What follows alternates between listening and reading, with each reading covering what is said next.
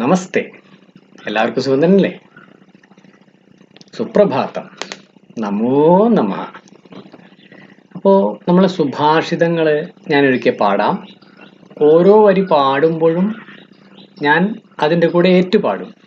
അത് നിങ്ങൾക്ക് പാടി പഠിക്കാൻ വേണ്ടിയിട്ടാണ്. അത് മാത്രമാണ് ഈ വീഡിയോയിലുള്ളത്. ശരി.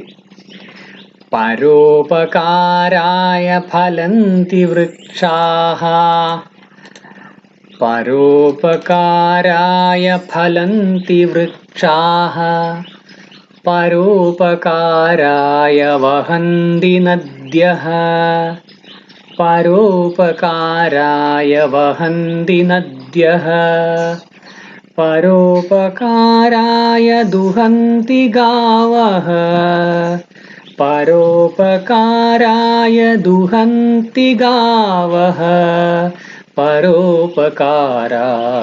സതാം വിഭൂതയഃ, പരോപകാരായ സതാം വിഭൂതയഃ.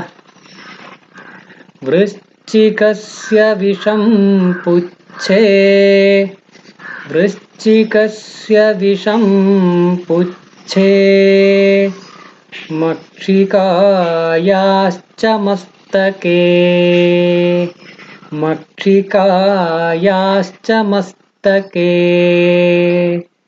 തക്ഷകസ്യ വിഷം ദന്തേ, തക്ഷകസ്യ വിഷം ദന്തേ, സർവാംഗേ ദുർജനോ വിഷം, സർവാംഗേ ദുർജനോ വിഷം. ന ചോരഹാര്യം ന ച രാജഹാര്യം,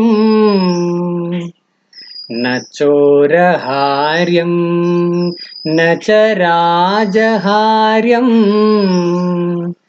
ന ഭ്രാതൃഭാജ്യം ന ച ഭാരകാരി,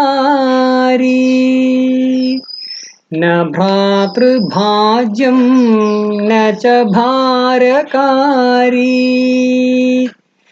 വ്യയേ കൃതേ വർദ്ധത ഏവ നിത്യം, വ്യയേ കൃതേ വർദ്ധത ഏവ നിത്യം,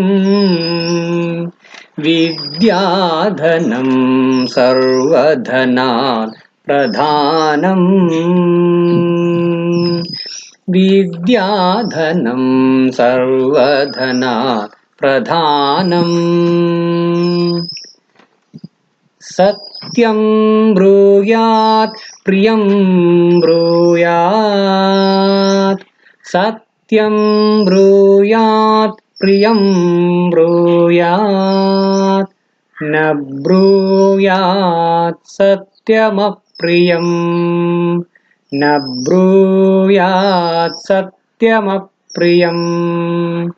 പ്രിയം ച നാനൃതം ബ്രൂയാത്, പ്രിയം ച നാനൃതം ബ്രൂയാത്, ഏഷ ധർമ്മഃ സനാതനഃ, ഏഷ ധർമ്മഃ സനാതനഃ. അപ്പോൾ ഈ 4 സുഭാഷിതങ്ങളാണ് ഈ പാഠത്തിലുള്ളത്. ഈ 4 സുഭാഷിതങ്ങളും എല്ലാവരും ഹൃദിസ്ഥമായി പാടണം. അതിനു വേണ്ടിയാണ് ഈ വീഡിയോ തരുന്നത്. അപ്പം എല്ലാവരും ഈ വീഡിയോ പലവട്ടം കാണുക. കാണുന്നതിനോടൊപ്പം പുസ്തകം കൂടെ വെച്ച് പാടി പാടി പഠിക്കുക. ഒരാഴ്ചക്കുള്ളിൽ എല്ലാവരും ഹൃദിസ്ഥമായി പഠിക്കണം. ഇനി ഹൃദിസ്ഥമാകാൻ ആർക്കെങ്കിലും ബുദ്ധിമുട്ടുണ്ടെങ്കിൽ പുസ്തകം നോക്കി പാടാൻ പറ്റണം. അത് നമ്മളെ പാഠത്തിലെ ഒരു പ്രധാന ഉദ്ദേശമാണ്. ഒന്നാമത്തെ പ്രവർത്തനം, അതായത് പ്രധാനപ്പെട്ട പ്രവർത്തനം, ഈ സുഭാഷിതങ്ങൾ പാടുക എന്നുള്ളതാണ്. ആശയം മനസ്സിലാക്കി പാടുക എന്നുള്ളതാണ്. ആശയമൊക്കെ പറഞ്ഞു കഴിഞ്ഞല്ലോ അല്ലേ? മനസ്സിലായിണ്ടാവുമല്ലോ. അപ്പോൾ എല്ലാവരും നന്നായി പരിശ്രമിക്കണം. ഓക്കെ, ബാക്കിയുള്ള പ്രവർത്തനങ്ങൾ അടുത്ത വീഡിയോ തരാം. ഇത് സുഭാഷിതങ്ങൾക്ക് മാത്രമായുള്ള വീഡിയോ ആണ്. ശരി, ധന്യവാദ.